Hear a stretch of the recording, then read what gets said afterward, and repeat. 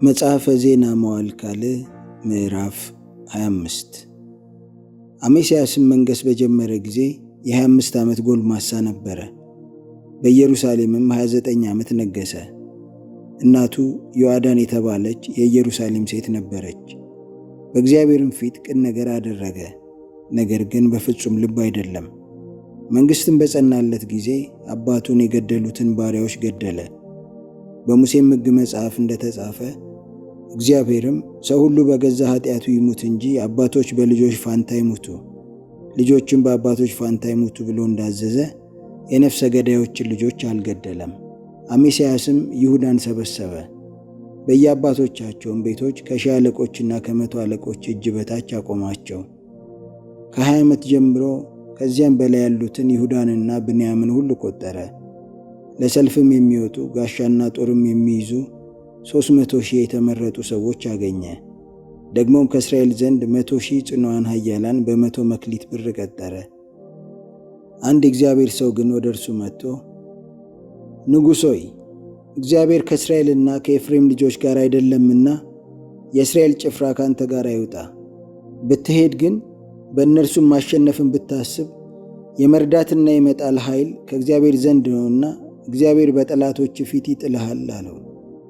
አሜስያስም የእግዚአብሔርን ሰው ለእስራኤል ጭፍራ የሰጠሁት 100 መክሊት ምን ይሁን አለው። የእግዚአብሔርም ሰው ከዚያ አብልጦ ይሰጥ ዘንድ እግዚአብሔር ይችላል ብሎ መለሰለት። አሜስያስም ከኤፍሬም የመጡት ጭፍሮች ወደ ስፍራቸው ይመለሱ ዘንድ ለይቶ አሰናበታቸው። ስለዚህም ቁጣቸው በይሁዳ ላይ ጸና፣ ወደ አገራቸውም በጽኑ ቁጣ ተመለሱ። አሜስያስም በረታ፣ ሕዝቡንም አውጥቶ ወደ ጨው ሸለቆ ሄደ። ከሴይርም ልጆች 10,000 ገደለ። የይሁዳም ልጆች ደግሞ 10,000 ሰዎችን በሕይወታቸው ማረኩ። ወደ ዓለቱም ራስ ላይ አመጧቸው፣ ከዓለቱም ራስ ላይ ጣሏቸው። ሁሉም ተፈጠፈጡ። አሜስያስ ግን ከእርሱ ጋር ወደ ሰልፍ እንዳይሄዱ ያሰናበታቸው ጭፍሮች ከሰማርያ ጀምረው እስከ ቤት ሆሮን ድረስ በይሁዳ ከተሞች ላይ አደጋ ጣሉ። ከእነርሱም 3,000 ገደሉ፣ ብዙ ምርኮም ማረኩ። አሜስያስም የኤዶምያስን ሰዎች ከገደለ በኋላ የሴይርን ልጆች አማልክት አመጣ። የእርሱም አማልክት የሆኑ ዘንድ አቆማቸው፣ ይሰግድላቸውም ያጥንላቸውም ነበር። ስለዚህም የእግዚአብሔር ቁጣ በአሜስያስ ላይ ነደደና ሕዝባቸውን ከአንተ እጅ ያላዳኑትን የአሕዛብን አማልክት ስለምን ፈለግካቸው የሚል ነቢይ ሰደደበት። እርሱም ሲናገር ንጉሡ በውኑ አንተ የንጉሡ አማካሪ ልትሆን ሾመንሃልን? ተው፣ ቅጣትን ስለምን ትሻለህ አለው። ነቢዩም ይህን አድርገሃልና ምክሬንም አልሰማህምና እግዚአብሔር ሊያጠፋህ እንዳሰበ አወቅሁ ብሎ ተወ። የይሁዳም ንጉሥ አሜስያስ ምክር አደረገና እርስ በርሳችን ፊት ለፊት እንተያይ ብሎ ወደ እስራኤል ንጉሥ ወደ ኢዩ ልጅ ወደ ኢዮአካዝ ልጅ ወደ ኢዮአስ ላከ። የእስራኤልም ንጉሥ ኢዮአስ የሊባኖስ ኩርንችት ልጅህን ለልጄ ሚስት አድርገህ ስጠው ብሎ ወደ ሊባኖስ ዝግባ ላከ። የሊባኖስም አውሬ አልፎ ኩርንችቱን ረገጠ። አንተም እነሆ ኤዶምያስን መትቻለሁ ብለህ ኮርተሃል፣ በቤትህ ተቀመጥ፣ አንተ ከይሁዳ ጋር ትወድቅ ዘንድ ስለምን መከራ ትሻለህ ብሎ ወደ ይሁዳ ንጉሥ ወደ አሜስያስ ላከ። የኤዶምያስንም አማልክት ስለፈለጉ በጠላቶቻቸው እጅ አሳልፎ ይሰጣቸው ዘንድ የእግዚአብሔር ፈቃድ ነበረና አሜስያስ አልሰማም። የእስራኤልም ንጉሥ ኢዮአስ ወጣ። እርሱና ይሁዳ ንጉሥ አሜስያስም በይሁዳ ባለች በቤት ሳሚስ ላይ እርስ በርሳቸው ተያዩ። ይሁዳም በእስራኤል ፊት ተመታ፣ እያንዳንዱም ወደ ድንኳኑ ሸሸ። የእስራኤልም ንጉሥ ኢዮአስ የይሁዳን ንጉሥ የአካዝያስን ልጅ የኢዮአስን ልጅ አሜስያስን በቤት ሳሚስ ይዞ ወደ ኢየሩሳሌም አመጣው። የኢየሩሳሌምንም ቅጥር ከኤፍሬም በር ጀምሮ እስከ ማዕዘኑ በር ድረስ 400 ክንድ አፈረሰ። ወርቁንና ብሩን ሁሉ፣ በእግዚአብሔርም ቤት ከኦቤድ ኤዶም ጋር የነበሩትን ዕቃዎች ሁሉ፣ የንጉሡን ቤት መዛግብት፣ በመያዣ የተያዙትንም ወስዶ ወደ ሰማርያ ተመለሰ። የይሁዳ ንጉሥ የኢዮአስ ልጅ አሜስያስ ከእስራኤል ንጉሥ ከኢዮአካዝ ልጅ ከኢዮአስ ሞት በኋላ 15 ዓመት ኖረ። የቀረውም የፊተኛውና የኋለኛው የአሜስያስ ነገር እነሆ በይሁዳና በእስራኤል ነገሥታት መጽሐፍ የተጻፈ አይደለምን? አሜስያስም እግዚአብሔርን ከመከተል ከራቀ በኋላ በኢየሩሳሌም የአመፅ መሐላ አደረጉበት። ወደ ለኪሶም ኮበለለ። በስተኋላውም ወደ ለኪሶ ላኩ። በዚያም ገደሉት። በፈረስም ጭነው አመጡት። በዳዊትም ከተማ ከአባቶቹ ጋር ቀበሩት።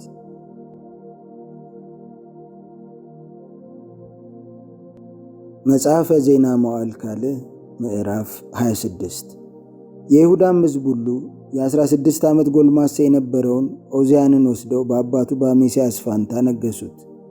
ንጉሡም ከአባቶቹ ጋር ካንቀላፋ በኋላ ዖዝያን ኤላትን ሠራ፣ ወደ ይሁዳም መለሳት። ዖዝያንም መንገሥ በጀመረ ጊዜ የ16 ዓመት ጎልማሳ ነበረ። በኢየሩሳሌምም 52 ዓመት ነገሠ።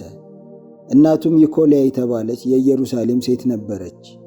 አባቱም አሜስያስ እንዳደረገው ሁሉ በእግዚአብሔር ፊት ቅን ነገር አደረገ። እግዚአብሔርንም መፍራት ባስተማረ በዘካርያስ ዘመን እግዚአብሔርን ይፈልግ ዘንድ ልብ አደረገ። እግዚአብሔርንም በፈለገ ጊዜ እግዚአብሔር ነገሩን አከናወነለት። ወጥቶም ከፍልስጤማውያን ጋር ተዋጋ። የጌትንና የየብናን የአዛጦንንም ቅጥር አፈረሰ። በአዛጦንና በፍልስጤማውያንም አገር ከተሞችን ሠራ። እግዚአብሔርም በፍልስጤማውያንና በጉርበኣል በሚኖሩ አረባውያን በምዑናውያንም ላይ ረዳው። አሞናውያንም ለዖዝያን ገበሩ። እጅግም በርትቶ ነበርና ዝናው እስከ ግብፅ መግቢያ ድረስ ተሰማ። ዖዝያንም በኢየሩሳሌም በማዕዘኑ በርና በሸለቆ በር ቅጥሩን በዞረበት ማዕዘን አጠገብ ግንቦችን ሰርቶ መሸጋቸው። ብዙም እንስሶች ነበሩትና በምድረ በዳውና በቆላው በደጋውም ግንብ ሠራ። ብዙ ጉድጓድም ማሰ። ደግሞም እርሻ ይወድ ነበርና በተራራማውና በፍሬያማው ሰፈር አራሾችና አትክልተኞች ነበሩት። ደግሞም ለዖዝያን በሰራዊት ውስጥ ሰልፈኞች ነበሩት። በንጉሡ አለቃ በሐናንያ ትእዛዝ በአለቃው በመዕሤያና በጸሐፊው በይኤል እጅ እንደተቆጠሩ ወደ ሰልፍ በየቁጥራቸው ይወጡ ነበር። የአባቶቻቸውን ቤቶች አለቆች የጽኑዓን ኃያላኑ ቁጥር ሁሉ 2600 ነበረ። ንጉሡንም በጠላቱ ላይ ያግዝ ዘንድ በታላቅ ኃይል ወደ ሰልፍ የሚወጣ ከእጃቸው በታች የነበረ ሰራዊት 370,500 ነበረ። ዖዝያንም ለጭፍራ ሁሉ ጋሻና ጦር፣ ራስ ቁርና ጥሩር፣ ቀስትና የሚወነጭፉትን ድንጋይ አዘጋጀላቸው። በኢየሩሳሌምም በብልሃተኞች እጅ የተሠሩትን በግንብና በቅጥር ላይ የሚኖሩትን ፍላጻና መርግ የሚወረወርባቸውን መሣሪያዎች አደረገ። እስኪበረታም ድረስ እግዚአብሔር በድንቅ ረድቶታልና ዝናው እስከ ሩቅ ድረስ ተሰማ። ነገር ግን በበረታ ጊዜ ለጥፋት ልቡ ታበየ፣ አምላኩንም እግዚአብሔርን በደለ። ወደ መቅደስ ገብቶ በዕጣን መሠዊያ ላይ አጠነ። ካህኑም አዛርያስ ከእርሱም ጋር ጽኑዓን የነበሩ 80 የእግዚአብሔር ካህናት ተከትለው ገቡ። ንጉሡንም ዖዝያንን እየተቃወሙ ዖዝያን ሆይ ዕጣን ማጠን የተቀደሱት የአሮን ልጆች የካህናቱ ሹመት ነው እንጂ ለእግዚአብሔር ታጥን ዘንድ ለአንተ አይገባህም። በድለሃልና ከመቅደሱ ውጣ፣ ከአምላክም ከእግዚአብሔር ዘንድ ክብር አይሆንልህም አሉት። ዖዝያንም ተቆጣ፣ የሚያጥንበትም ጥና በእጁ ነበረ።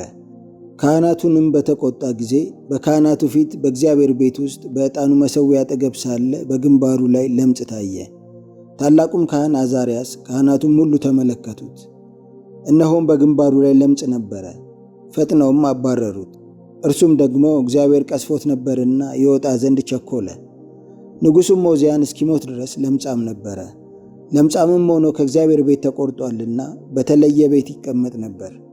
ልጁም ኢዮአታም በንጉሡ ቤት ላይ ሆኖ በምድሩ ሕዝብ ላይ ይፈርድ ነበር።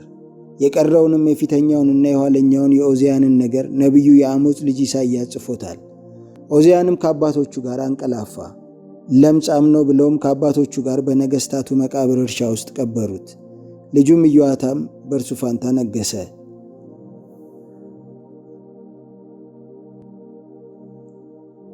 መጽሐፈ ዜና መዋዕል ካልዕ ምዕራፍ 27 ኢዮአታምም መንገሥ በጀመረ ጊዜ የ25 ዓመት ጎልማሳ ነበረ።